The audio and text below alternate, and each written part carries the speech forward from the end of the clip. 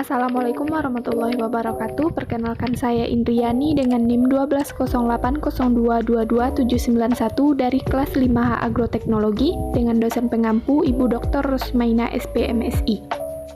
Pada kesempatan kali ini saya akan menjelaskan materi tentang jenis-jenis kultur.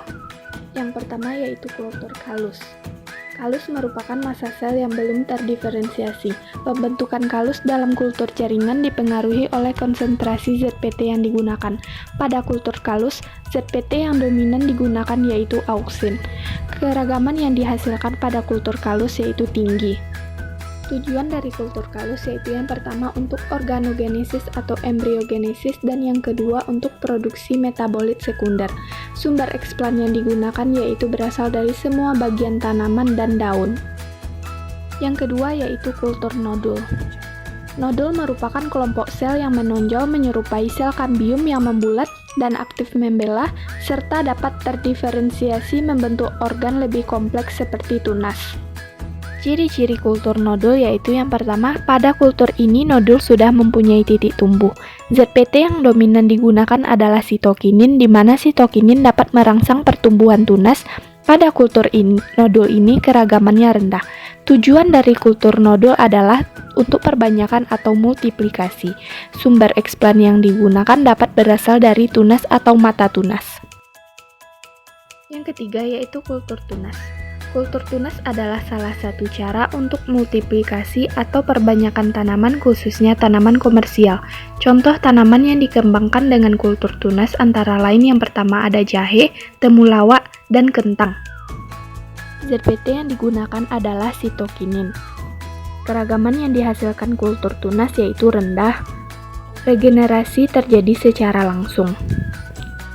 Perbanyakan akar dan tunas pada kultur ini dapat diinduksi sekaligus atau bersamaan, namun dapat juga diinduksi secara bertahap. Contohnya pada penelitian Zerwita 2010, pada temulawak akar dan tunas diinduksi secara bersamaan. Adapun sumber eksplan yang digunakan dalam penelitian ini yaitu tunas temulawak varietas unggul. Yang keempat yaitu kultur akar. Dalam pembuatan kultur akar, pertama yang harus dilakukan adalah mengisolasi akar dan menumbuhkan dalam media cair, kemudian diseker atau digojok dengan kecepatan tertentu. Media yang diberikan adalah umumnya media dasar atau medium white. ZPT yang digunakan yaitu auksin. Tujuan dari kultur akar yaitu biasanya digunakan untuk produksi metabolit sekunder. Yang kelima yaitu kultur suspensi. Kultur suspensi merupakan hasil dari kultur kalus. Kultur suspensi adalah kultur cair di mana media yang digunakan tanpa agar. Kultur suspensi dapat dimanfaatkan untuk memproduksi suatu zat langsung dari sel tanpa membentuk tanaman lengkap baru. Sumber eksplan yang digunakan yaitu bisa semua bagian tanaman. Yang terakhir yaitu kultur anter.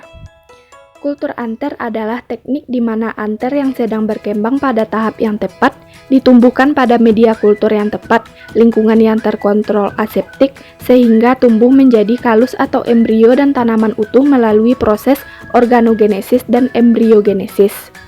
Kultur anter biasanya digunakan untuk memproduksi tanaman haploid dan tanaman double haploid. Pada kultur anter digunakan bahan kimia seperti kolkisin untuk menggandakan jumlah kromosom. Faktor yang mempengaruhi kultur anter, yang pertama ada genotip donor berperan penting dalam menentukan frekuensi produksi polen. Yang kedua ada dinding anter menyediakan makanan dalam perkembangan serbuk sari terisolasi dari sejumlah spesies. Yang ketiga ada medium kultur. Yang keempat ZPT. Yang kelima, tahap perkembangan anter, dan yang keenam, pengaruh suhu. Suhu meningkatkan frekuensi induksi androgenesis mikrospora.